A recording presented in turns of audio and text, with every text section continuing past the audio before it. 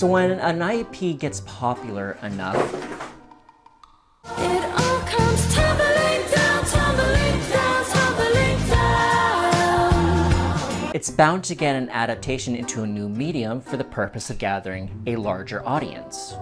It's why Mario Bros. Got a movie adaptation, it's why they adapted Lego into a video game, and it's why Journey to the West got an anime adaptation. The number of examples is endless. I guess 3 games in, and Nintendo must have thought it was a good idea to adapt Fire Emblem into an anime. So, who is this company that Nintendo entrusted with one of their IPs? Along with other studios, KSS and Studio Fantasia were behind the production. You may be familiar with Fantasia's other works. They've done some in-between animation for Fate Zero, some of their staff worked on the animation for My Neighbor Totoro, they've even done some Finnish animation for the movie Paprika. That's why you can hear Polkka in the background in some scenes.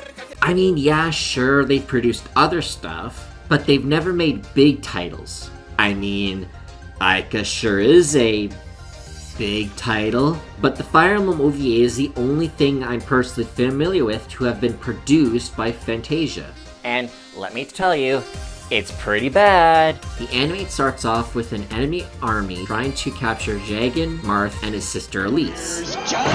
If only we had someone to canonically die so that they could get away. This scene is followed by a geographically incorrect map. Like, seriously guys, Orleans and Thebes are in 2 different countries. Small detail, yeah, fair enough. But the intro is 45 seconds long. That's way too much for my little ADD mind. It is a time before time. Once 7 nations shared the Acanian continent with the kingdom of Saintness, has colluded with Garnef, ruler and supreme priest of the Kadin, to strike a wave of steel. Now even the kingdom of Arisha, inheritors of the strength and the will of Henri the Great. Then we get a flashback, which is actually one of the things I like about the OVA. The fact it's willing to show a character's past instead of tell is pretty lit storytelling, as the kids like to say. You want examples? I'll give you examples. The first flashback is of Marth when he was younger. It has no merit within the context of the show, but I can see this being used to show us the relationship between Marth and Elise. The second is with his father facing off Garnef. How about instead of a bland 45-second exposition dump, we see Marth's father get brutally murdered.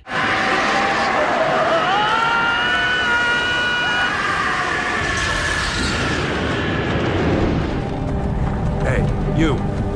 Finally awake. The third is Navarre. His flashback involves him witnessing a woman being murdered.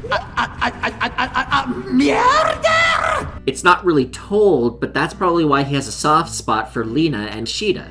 They didn't have to tell us, I saw the person I cared most for die as I could do nothing. It's almost like they realized TV is a visual medium. That's it, that's all I liked about the OVA. Moving on. We do get introduced to Sheeta pretty early on. She and Marth have a quick cute scene together and... Are they blue? Almost immediately afterwards, Talus comes under attack by brigands, where Marth comes head to head with the leader. My hero! Since Marth has the advantage in the weapon triangle, he easily defeats the brigand.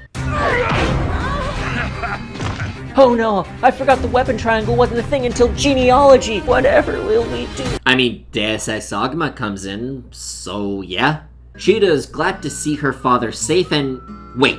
They're white! They're frickin' white! Since they made their existence known, Marth and his band of merry men set off to Orleans. By boats, no less.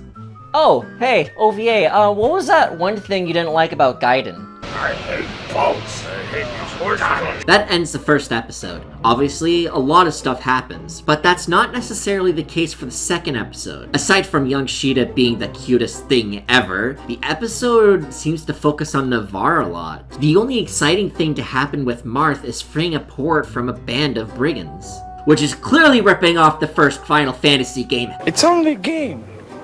Why you have to be mad? But I'm willing to forgive the OVA since the English dub has the best thing to ever exist, ever. That's enough, Gordon! Let them go! Let them all go, but more. I know a lot of people criticize the dub, But let's be honest, no language sounds good when speaking of metric Now, butt ton however, of the gods of exposition. war and Take it from me, a professional voice actor. Better travel with friends than to struggle alone! Great! Watch my demo reel. Although it seems a lot of people criticize the translations of the names more than the voice actors themselves. Princess Shida, madam, wishes to see you. It is a fair point to mention Marth's name in Japanese is technically pronounced Marusu. If you don't believe me. Marusu. And besides, if I had $1 for every time I've heard someone call Holo Horo or Arvis Elvis, Hey there, cutie pants. I wouldn't have to be worrying about owing thousands of dollars to the CRA.